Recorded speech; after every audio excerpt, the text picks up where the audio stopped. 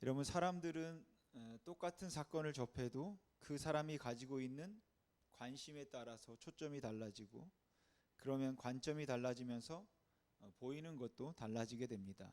예를 들어 우리가 영화를 보다 보면 형사가 범인을 잡기 위해 지나가던 차를 세우고 그 차의 주인을 내리도록 하고는 그 남의 차를 타고 범인을 쫓아가는 그런 장면을 볼 수 있습니다. 그런데 그렇게 쫓아가면서 그냥 좋게 가는 것이 아니라 옆에 있는 차들을 막 들이받으면서 가죠.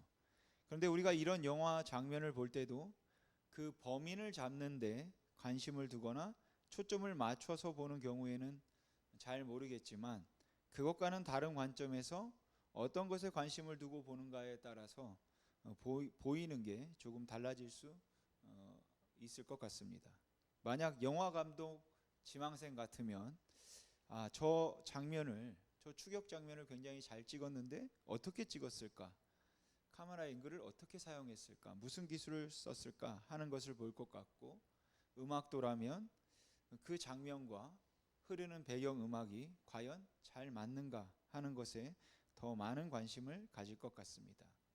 자동차 정비사라면 저 부서진 차들의 견적이 얼마나 나올까 하는 것을 계산하지 않을까 싶기도 하고, 변호사들이라면 저 형사를 상대로 고소를 할 수 있을까, 아니면 국가를 상대로 얼마나 받아낼 수 있을까 하는 것에 대해서 생각을 할지도 모르겠다고 생각합니다. 그리고 오늘 본문이 있는 요한복음에도 이런 비슷한 경우들이 많이 나오는 것 같습니다. 꼭 동문서답을 하는 것처럼 사람들이 하는 이야기와 예수님이 하는 이야기가 잘 맞지를 않는다라는 것이죠. 요한복음 3장에 보면 니고데모가 예수님을 찾아와서 나는 당신이 사이비가 아니라 하나님께로부터 온 선생이라고 생각합니다. 왜냐하면 당신이 행한 표적은 아무나 할 수 있는 게 아니기 때문입니다. 당신이 하는 말이랑 행하는 것들이 정말 맞다고 나는 생각되고 대단하다고 생각되는데, 당신은 도대체 누구십니까? 당신이 정말로 메시아입니까? 메시아 맞죠? 라고 묻죠. 그런데 예수님은 느닷없이 사람이 거듭나지 아니하면 하나님의 나라를 볼 수 없다라고 대답하십니다. 그래서 니고데모는 어떻게 하면 영생을 얻을 수 있습니까? 어떻게 하면 거듭날 수 있습니까?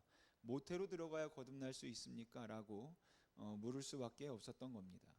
또한 요한복음 4장에서는 예수님께서 우물로 물을 기르러 온 여자에게 내가 주는 물을 마시면 영원히 목마르지 않을 거다 라고 말씀을 하셨기 때문에 그 여자는 그런 물을 내게 주사 다시는 물 기르러 오지 않게 해주십시오 라는 말을 합니다.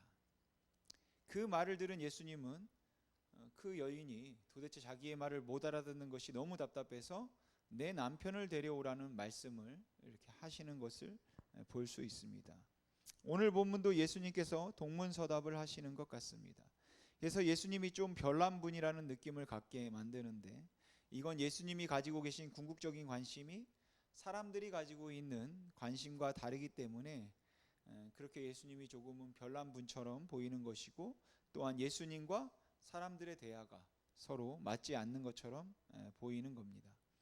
그러니까 요한복음에서 사람들이 이야기하고 있는 우리 현실에서 당하고 있는 문제들, 배고픔의 문제, 목마름의 문제, 고통의 문제, 윤리의 문제, 이런 문제들에 관해서 고민을 하면서 예수님 앞에 나오면, 즉 사람들이 세상적인 이 땅에 사는 동안의 문제에 관심을 가지고 예수님을 찾아온다면, 예수님은 항상 영원한 하나님의 나라에 관한 것으로 그들에게 대답하기 때문에 사람들과 예수님의 이야기가 서로 맞지 않는 것처럼 보인다는 것이죠.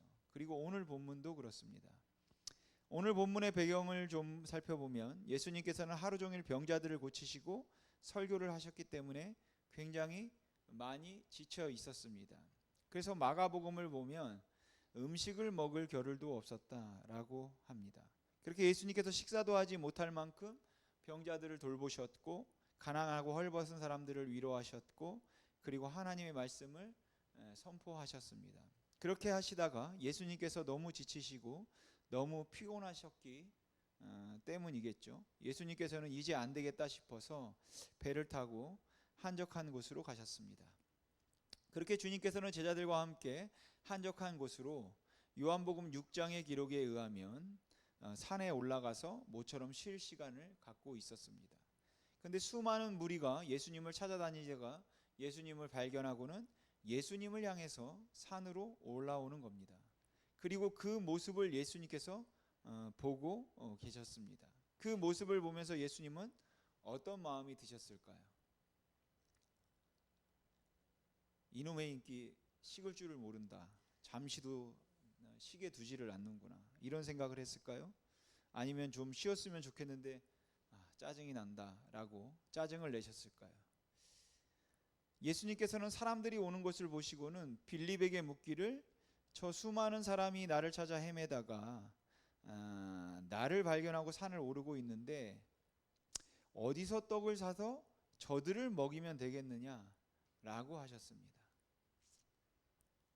물론 마태복음이나 마가복음이나 누가복음에 있는 말씀을 보면 예수님께서 말씀을 가르치는 중에 똑같은 오병이어 기적 사건이긴 한데 약간 내용이 다릅니다.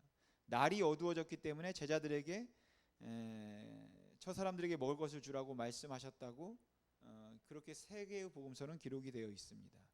아마 세 복음서의 기록이 뭐 더 정확할지 모르겠습니다만 요한복음에서는 세 복음서와는 다른 관점에서 이 이야기를 보고 있는 것 같습니다. 아무튼 예수님께서는 사람들이 올라오는 것을 보시고 그들이 모일 때 너무 안 됐다는 생각이 들어서 먹을 것을 좀 주라라고 그렇게 말씀하셨죠. 그리고는 보리떡 5개와 물고기 2마리를 가지고 예수님께서 불쌍히 여긴 그 사람들을 먹이고 있는 모습이 오늘 우리가 읽은 본문이 나오게 되는 배경입니다. 그렇게 예수님께는 사람들을 불쌍히 여기는 마음이 있었습니다. 그런데 예수님이 정말로 불쌍히 여긴 것은 그저 한 끼를 해결해 주는 것이 아니라 그들의 궁극적인 문제라는 것이죠. 그리고 그 사람들이 가지고 있던 궁극적인 문제는 영적인 갈증을 아직 해소하지 못하고 있다는 것으로 생각됩니다. 지금 여기에 있었던 사람들은 예수님의 신비함을 지금 경험하고 있는 겁니다. 저는 병자를 고치는 기적도 신기하다고 생각하고 예수님께서 무리를 걷는 것도 신기하다고 생각하고 시각장애인의 눈을 뜨게 하신 것도 굉장히 큰 기적이고 신기하다고 생각을 하지만 예수님의 행하신 기적 가운데 부럽기도 하고 정말 신기한 게 이 오병이어의 기적입니다. 보리떡 5개인데 떼어서 먹어도 줄지 않는, 이거 정말 대단하고 신기하지 않습니까? 여러분도 아시겠지만 제가 치킨을 좋아합니다. 요즘은 좀 덜 먹긴 하는데 예전에 정말 자주 먹고 정말 한 마리를 다 먹곤 했습니다. 근데 이제는 치킨 가격이 만만치가 않아서 덜 먹는 것 같기는 한데 이럴 때 그 치킨을 시키고 나서 먹고 나면 빈 박스를 잘 보관해 놔두면 다음 날이든지 그 다음 날이든지 먹고 싶을 때 그 빈 박스를 열면 치킨이 다시 가득 차 있는 거죠. 그러면 얼마나 좋겠습니까? 물론 지금 제 몸은 제 몸이 아니겠죠. 그렇게 보리떡 5개를 내놓았는데 남자만 5,000명이 배부르게 먹고 난 다음에 남은 조각을 거둔 것도 12바구니나 되었습니다. 지금 예수님께서는 물리적으로 수학적으로나 있을 수 없는 일을 하고 계신 것이죠. 그리고 거기에 있던 사람들도 그것을 보고 너무나 신기해했을 겁니다. 그래서 이들은 이분이 정말로 우리의 지도자다라고 생각했습니다.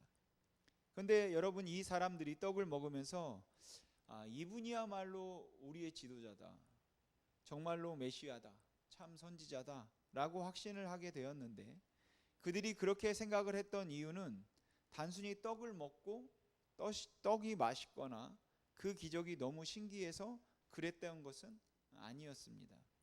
그들이 예수님을 메시아라고 확신할 수 있게 만들었던 것은 바로 예수님께서 그 오병이어의 기적을 통해서 보여주셨던 표적이었습니다. 그래서 그들은 생각하기를 하나님께서 이스라엘 백성들을 출애굽시켜서 광야를 지나 가나안 땅으로 인도하실 때 하나님께서 모세를 세우셔서 지도자로서 우리의 조상을 그 억압 가운데서 자유하게 하시고 40년 동안 그 광야에서 그들에게 떡을 주는 그 만나를 먹게 하셨는데, 지금 이 예수님께서 광야에서 그들에게 떡을 주고 있다, 이렇게 생각한 것이죠. 그러니까 이 사람들은 그 떡을 주는 표적을 통하여서 이 사람이 우리의 참 모세와 같은 지도자구나, 그가 메시아가 아닌가 라고 확신했다라는 것이에요. 그래서 그들은 예수님께서 메시아일 거라고 생각하고 모세와 같이 우리를 이 압제 가운데서, 이 가난 가운데서, 이 고통 가운데서 자유하게 하실 분이라고 생각을 해서 예수님을 왕으로 삼고자 했습니다. 그래서 그 자리를 피하셨던 예수님을 날이 새도록, 그리고 그 다음 날까지 오늘 본문 처음에 보면 그런 모습들이 나오죠. 그렇게 그들은 그 떡을 먹고 그 표적을 보았기 때문에 예수님을 왕으로 삼고자 하는 것인데, 예수님께서는 오히려 그렇게 말씀하지 않으신다라는 것이에요. 그래서 30절을 보면 그들이 묻기를 도대체 우리가 당신을 믿도록 행하시는 그 표적이 무엇입니까? 하시는 일이 무엇입니까? 기록된 바 하늘에서 떡을 주어 먹게 하였다 함과 같이 우리 조상들은 광야에서 만나를 먹었는데 당신이 지금 하고 계신 일이 지금 그 일하고 있는 거 아닙니까? 지금 우리에게 그 하늘에서 내려온 그 신비한 만나, 그것을 지금 예수님 당신이 하고 계시는 거 아닙니까? 라고 하죠. 여러분, 이쯤 되면 굉장히 좋은 믿음 아닙니까? 그들은 구약의 말씀들을 기억하고 있었고 구약의 일들을 통하여서 그 일을 이루고 있는 분 예수, 모세와 같은 참 선지자가 일어날 거다, 바로 이분이 그분이구나 하는 굉장히 좋은 믿음 아니냐라는 것이죠. 그런데 예수님께서 그들에게 말씀하시기를 너희가 나를 찾은 까닭은 표적을 본 까닭이 아니라 떡을 먹고 배부른 까닭이다 라고 하셨어요. 나를 찾은 것은 너희들이 표적을 본 까닭이 아니라 먹고 배불렀기 때문이다.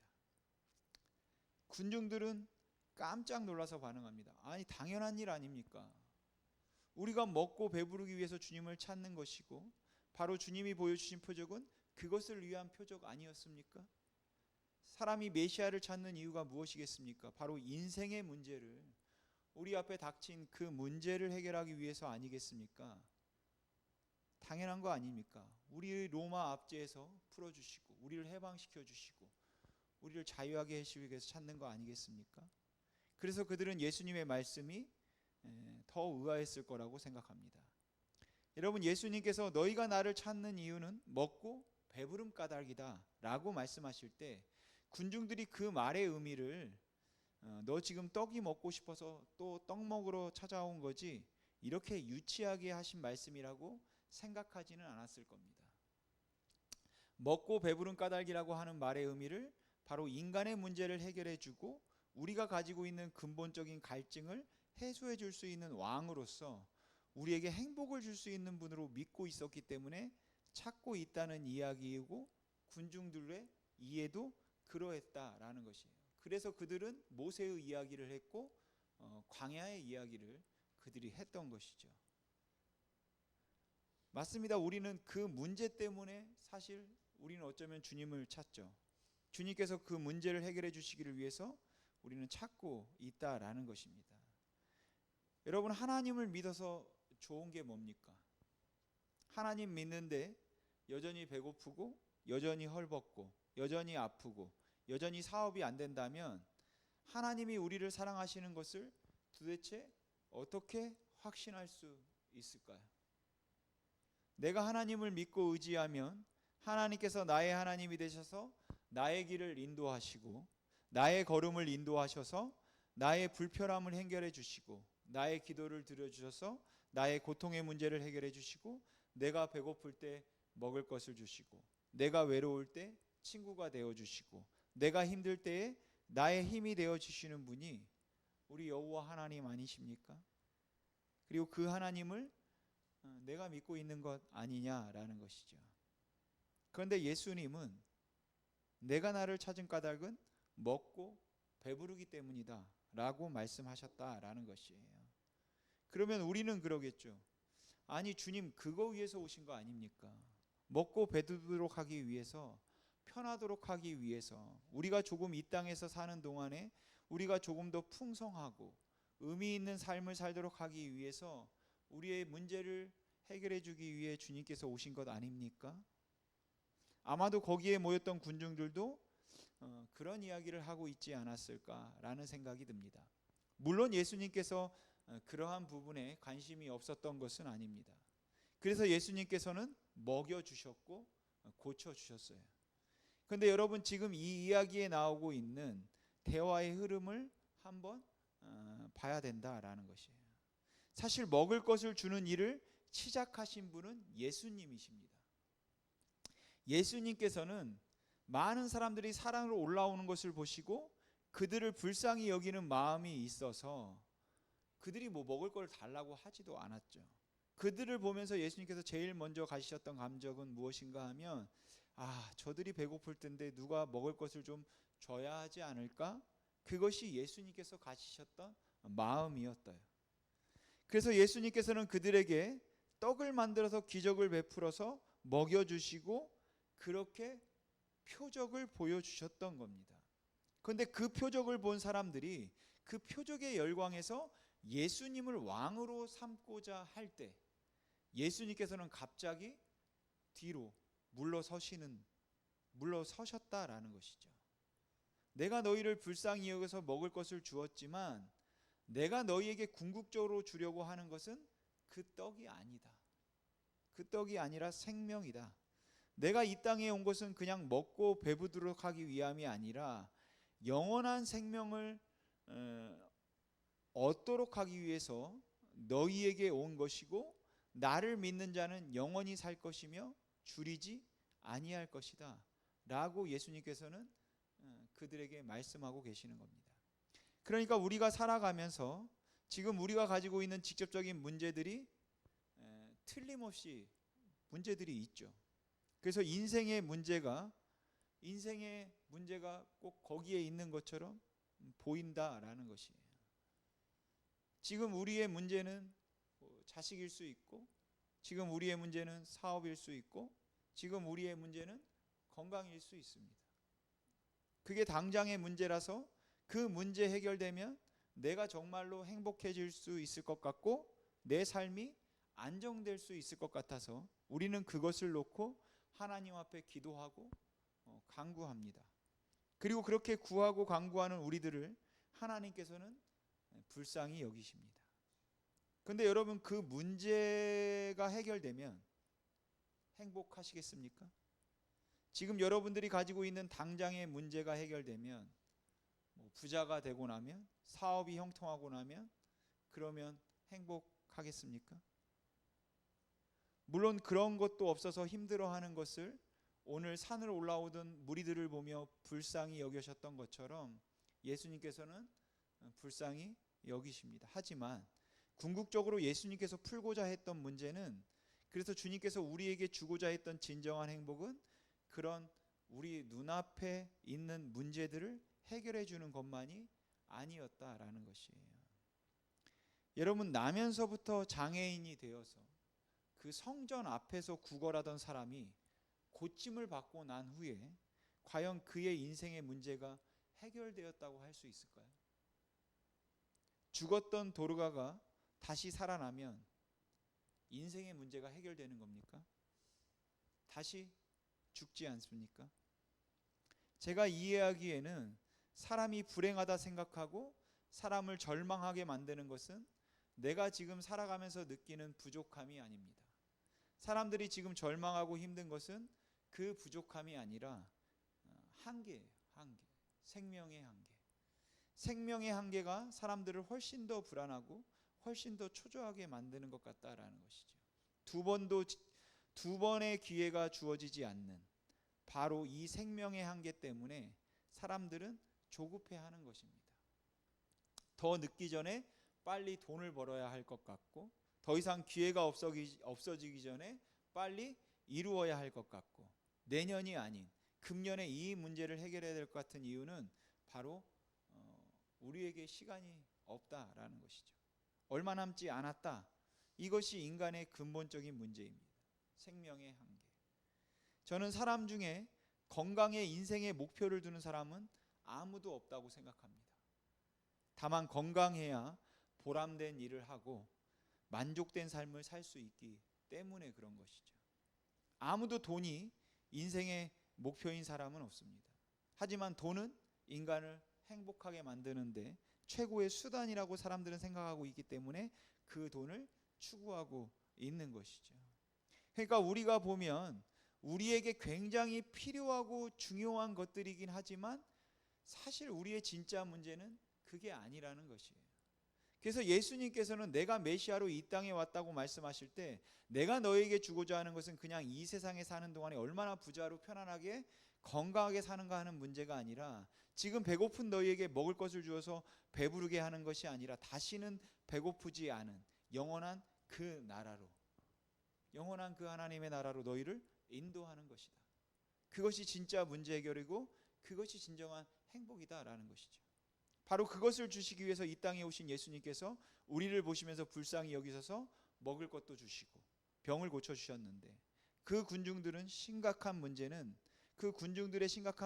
무엇인가 하면 주님께서 먹을 것을 주시면 그 먹을 것을 주셨다는 것 때문에, 물론 먹을 것 주는 것도 좋은 것이죠. 먹을 것은 좋은 겁니다. 근데 사람들의 문제는 바로 이 좋은 것을 그냥 궁극적인 것으로 만들어 버렸다는 것이 문제다라는 것이에요. 그 먹을 것을 주님께서 주셨다는 것은 너무도 좋은 일이지만 그 주님께서 주신 그것을 먹고 난 다음에 그래 내가 이 땅에 사는 동안에 이렇게 잘 먹으면서 살면 좋겠다라고 생각을 하고 그것을 궁극적인 것으로 만들어버리고 우리의 우상으로 만들어버리고 그것이 마치 결론적인 행복인 것처럼 생각하는 것이 바로 우리의 문제라는 것입니다. 그러니까 지금 예수님께 나온 이들은 예수님을 왕으로 삼아서 만족을 누리면서 편안하게 살고 싶은 사람들이고 이 땅에서 행복하게 살고 싶은 사람들인 것이죠. 그런데 사실 이들은 그렇게 행복하기 위해서 사실은 희생을 각오한 사람들이다라는 것이에요. 왜냐하면 예수님을 왕으로 삼으면 로마와 싸워야 될 것이고 종교 지도자들과 싸워야 될 것이고 그렇게 예수님을 메시아로 모시자면 희생이 불가피하다라는 것이죠. 그런데 그 희생을 각오하고라도 우리는 행복을 찾겠다. 이 땅에서 좀 편안하게 행복하게 살았으면 좋겠다 했던 사람들이 그 군중들인 겁니다. 그런 그들에게 예수님은 하나님의 떡은 세상에 생명을 주기 위해 하늘로부터 내리는 것이다. 이렇게 말씀을 하시죠. 그러자 군중들이 주여 그러면 그 떡을 항상 우리에게 주소서라며 함성을 지르기 시작했습니다. 그러니까 이들은 그 행복을 위해서 불가피한 희생을 각오하긴 했지만 여전히 그들에게 행복은 이 땅에서 누리는 것에 있다. 이렇게 생각했다라는 것이에요. 이 떡을 항상 우리에게 주소서라는 것은 그 생명의 떡, 즉 예수를 믿음으로 영원한 나라에 들어가게 하소서라는 그 이야기를 하고 있는 것이 아니라 그게 좋은 떡이라면 그 떡이 정말 좋다면 매일매일 이 땅에 사는 동안 매일매일 나에게 이 떡을 주시옵소서라고 그들은 요청하고 있다라는 것이죠. 그러니까 주님과의 대화에 이르면서 그들은 계속 이 땅에 관심을 두고 있고 예수님께서는 그들에게 계속 하늘 이야기를 하고 계시는 것입니다. 여러분, 예수님도 우리의 행복을 원하십니다. 그러나 주님은 아셨다라는 것이에요. 그 떡은 우리에게 만족을 주지 못한다는 것을 아셨습니다. 여러분, 우리에게 만족을 줄 수 있는 것은 진정한 생명입니다. 우리에게 만족을 줄 수 있는 것은 오직 예수 그리스도 그분 한 분뿐이다라는 것이에요. 바로 그분을 통해서 우리에게 주신 영원한 생명만이 우리에게 만족을 줄 수 있고 인간이 가지고 있는 영혼의 갈증을 해결할 수 있는 유일한 길이다라는 것이죠. 여러분, 주님께서는 우리들을 불쌍히 여기셔서 때로는 우리들에게 먹을 것을 주실 겁니다. 주님께서는 우리가 배고파하는 모습을 보고 불쌍히 여기셔서 기적을 통하여서라도 우리를 먹이시는 일을 하실 겁니다. 하지만 여러분들을 그렇게 먹이고 여러분들의 기도에 응답해 주셔서 여러분들의 문제를 해결해 주시는 주님께서 그것에 기뻐서 여러분들이 그래, 주님이 이렇게 날마다 나에게 이런 떡을 주심으로 이렇게 행복하게 여기서 살면 좋겠다라고 말한다면 주님께서는 뒤로 물러서실 겁니다. 그러면서 주님은 내가 너에게 주고 싶은 것은 그게 아닌데, 내가 너에게 주고 싶은 것은 영원한 생명이다, 영원한 나라다, 그 말씀을 하고 싶으실 겁니다. 근데 많은 분들은 영생도 좋고 영원한 나라도 좋지만 그 뜬구름 잡는 이야기는 그만하고 지금 내가 당장 배가 고픈데 이 배고픈 현실의 문제를 해결해주고 그 다음에 영원한 생명에 관한 이야기를 해야지, 내가 지금 당장 배가 고픈데 영생이 무슨 의미가 있습니까? 라는 말을 하기도 합니다. 그리고 이 말처럼 저는 이 말처럼 큰 유혹이 우리에게 없다고 생각해요. 왜냐하면 우리 믿는 사람들에게 있어서 우리가 궁극적으로 바라봐야 하는 것을 바라보지 못하면 우리는 이 땅에 있는 동안에 무엇을 먹어도 절대로 만족할 수 없을 것이기 때문에 그렇습니다. 지금 그 문제 해결되고 나면 또 다른 문제가 다가올 것이고, 그 문제 해결되고 나면 또 다른 문제가 다가올 것이고, 결국에 우리는 절망 가운데 다시 빠질 수밖에 없기 때문에 그렇습니다. 여러분들을 볼 때, 그리고 저 자신을 볼 때도 마찬가지고 모든 인생이 다 그렇겠습니다마는 지금도 제 마음속에 하고 싶은 기도가 있다면 주님, 영원한 생명을 주신 것 감사하고 하나님이 우리의 아버지가 되신 것 정말 진심으로 감사한데, 그래도 우리 사랑하는 성도들 행복을 위해서 조금 더 편안하게 해 주십시오. 조금만 더 먹을 것을 주십시오 라는 그 기도를 하고 싶습니다. 그리고 주님께서 때로는 그렇게 주시기도 한다고 생각합니다. 하지만 저는 오늘 이 아침에 감히 여러분들에게 이렇게 말씀을 드리고 싶습니다. 하나님께서 여러분들에게 아무것도 여러분들이 구하는 것 아무것도 주시지 않는 것 같다 할지라도, 그래서 하나님이 여러분들의 행복을 원하지 않는다고 여러분 말씀하지 마시기 바랍니다.